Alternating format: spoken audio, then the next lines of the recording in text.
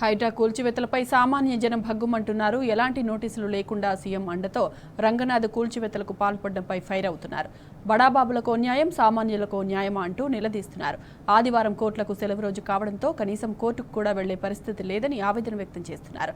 హైదరాబాద్ మాదాపూర్ సున్నం చెరువు కూల్చివేతలపై స్థానికులు భగ్గుమంటున్నారు. రాత్రికి రాత్రి గుడిసెలను కూల్చివేస్తే చిన్నపిల్లలతో ఎక్కడికి వెళ్లాలని ప్రశ్నిస్తున్నారు.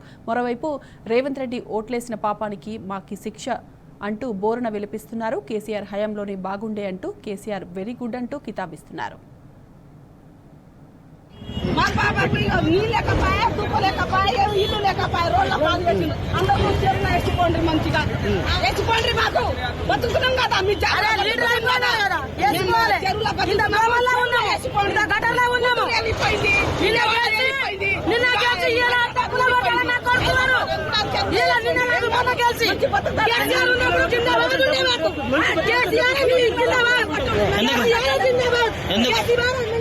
ఎందుకు రేవంత్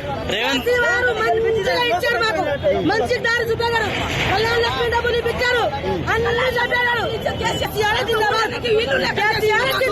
కేసీఆర్ డబ్బులు ఇప్పించారు.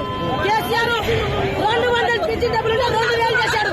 కేసీఆర్ మా కేసీఆర్ జిందాబాద్, మా కేసీఆర్ జిందాబాద్.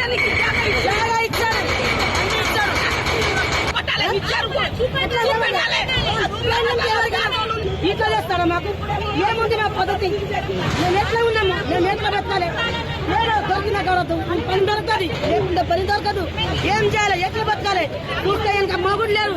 ఈ పిల్లలు ఎట్లా సాకాలి? నేను అట్లా చేస్తాను. అందరూ ఒక దగ్గర బతుకుతున్నాము. ఒకరు దొరకదు, ఒకరు దొరకదు. ఏం చేయాలి? రోడ్డు మీద మాకు వస్తున్నాం మేము. అట్లా గెలిచాడు కేసీఆర్. మాకు జిందాబాద్. KCR very good. మా సామాన్ కూడా లేదు.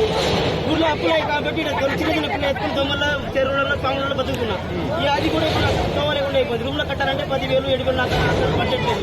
నాకు చిన్న వయసులో పెళ్లి అయింది, 2 పిల్లలు పుట్టింది. ఇప్పుడు నాకు బతకాలంటే చాలా ఇబ్బందిగా ఉంది సార్. నాకు ఇప్పుడు నాకు ఎవరికి చెప్పిన ప్రయోజనం లేదు.